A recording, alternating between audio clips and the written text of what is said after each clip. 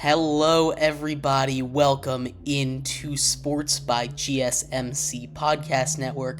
I am your host, Jeremy Lapidus. Today, we have a great show for you today. It has been a weekend. There's been so much news, so much stuff that we really don't have time to cover it all in today's show, and we will be covering it a little bit later down the line. But remember, before we get too far into it, that if you would like to leave a tip or donation, be a bigger part of the show, all you need to do is go to streamelements.com/GSMCSportsNetwork./tip.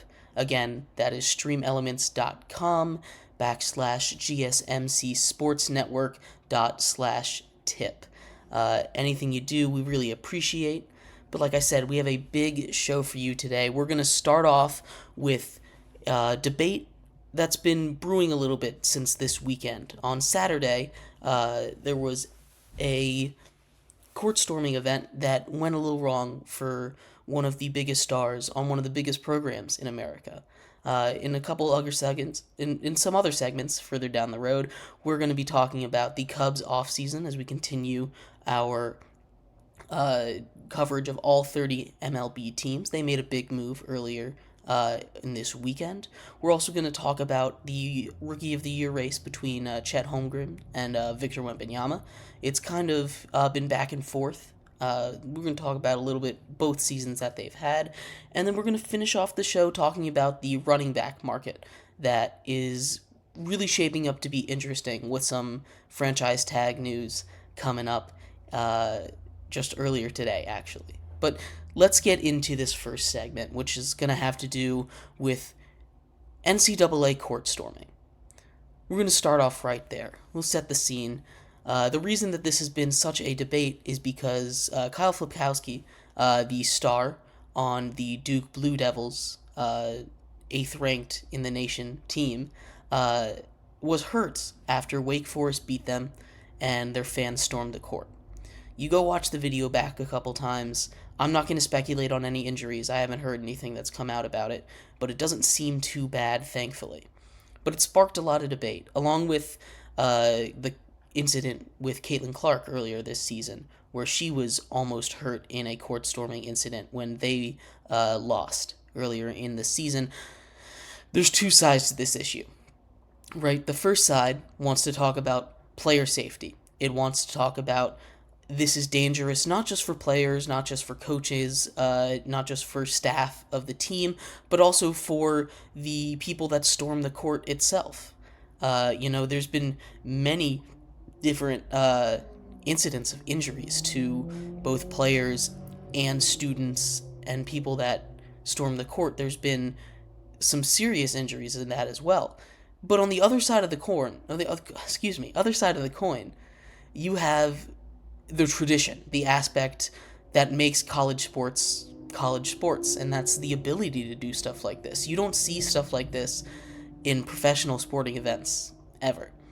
You never see, in the NFL, a bunch of fans storm the field after a big win over your rival, or after, you win your first game of the season against an improbable opponent. You don't see this happen, ever. And it's something that makes college sports really special, is the environment around it, the environment that this is not just something that happens, but is kind of expected to happen every once in a while. Like, they know before the game if there's going to be a court storming if the other team wins. That's widely talked about. This isn't something that just happens on a whim. This is something that is in the air. You can feel the electricity. There has to be a certain passion for fans to rush the court. And if only one person does it, then he's going to get caught, arrested, whatever's going to happen to him. But if everyone does it, it's a different story. Some of the most iconic plays or moments in college sports history are followed up by or include court stormings or field stormings. Obviously, one of the greatest broadcasting calls in the history of broadcasting calls, the band being on the field and them scoring that game-winning touchdown. it's moments like this that live in history because just like so that would have never that moment right there, that game-winning touchdown, that's not going to be a national story, a national uh, memory for everyone if there isn't this field storming. You go back to a couple seasons ago when Tennessee beat Alabama. They took down the field goal posts and took them out of the stadium onto the river. There's just so much magic in a court storming. And the people that are saying we have to ban it, I'm convinced don't understand. Now, maybe this is a little bit of me being in college right now, and you know having experienced stuff like this myself.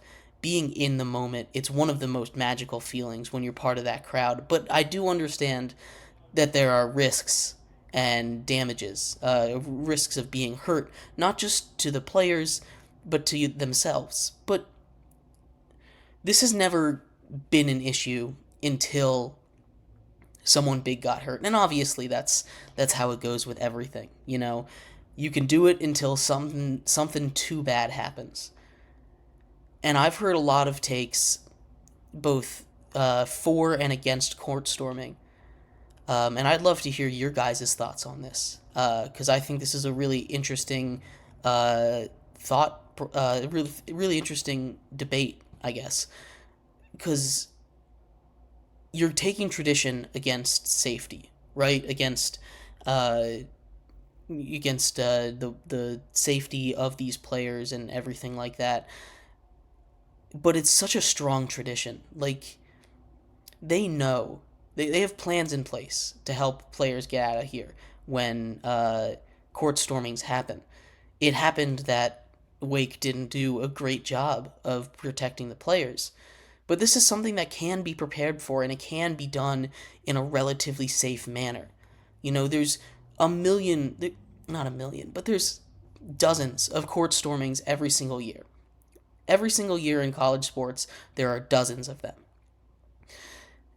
And you only hear about the bad ones, right? They're few and far between, and that's because you can be prepared to handle this. Like I said, this isn't a spur of 99% of the time. Storming the court is not a spur of the moment decision. Storming the court isn't, hey guys, I think we're going to win. I think we maybe should do this. This is something that is known well in advance. You can prepare for this. If it's a big game, a game that's big enough for your fans to storm the court. If it's going to be that. And you can put stuff in place, even just to be safe in these situations, because you never know what's going to happen. Especially a team, going back to this Duke-Wake Forest situation, Wake Forest is a solid team. They've played these teams tough in the past. There's no reason why they shouldn't have been prepared for this. And it's unfortunate what happened, that a player got hurt. But there's so much magic in a court storming, I can't get behind banning it. I can't get behind the people that want to destroy a tradition like this because of a I won't say a million, once in a season thing that happens. And it can be fixed. You can put some regulations on there. You can beef up security. A court storming isn't something you can control, right? Because that goes against a court storming. You can't say, all right, guys, we're going to storm the court in 5 minutes. Let's let the players get out first. It takes away from the magic of it. The magic of the moment is you're so excited that you have to go celebrate with everyone on the court. It's something that you can work to increase safety of these players and coaches without killing the tradition or the magic of those moments. It's really simple to do. So for the people that are staunchly against NCAA court storming, I would love to hear your opinions. I really would. I'd love to hear the other side of why. Because most of the other reasons that I've heard are players can get hurt. Fans can get hurt, which is true. But there's another way that you can protect these players without ending court storming as a whole. You know, it really is. It really would be a shame if court storming was banned, field storming was banned. It's one of those magical moments that really is beautiful to experience. It really shows the passion in these fan bases, how big of a moment it is for them to beat this team. It really drives home that underdog mentality that a lot of teams have in college. It really drives home how big of a moment it was that this just happens. When a court storming happens, it lets the moment breathe. You know, it lets people really take in the whole thing. You know how big of a moment it is for the program as a whole. It's something that I don't think they should ever get rid of. Not that I think they really could ban it, because it's already not allowed. You're not supposed to storm the court. But I think what they can always beef up security in the moment that they know or have a feeling that it might happen. Because like I said, you know. You always know. You always can beef up security and be a little more prepared. But I'm all for court storming. I think it's a great thing. And yeah, I'd love to hear your thoughts. Coming up in the next segment, we're going to cover the Chicago Cubs offseason. It was a bit of a quiet offseason, but they just made a big move earlier this weekend. We'll talk a little bit about that, what their outlook is looking like for next year. We also will, in future segments, cover the NFL running back market and talk about the the Rookie of the Year race in the NBA. So stick around. We've got a great show for you. Thank you, everyone, for tuning in. We'll be right back.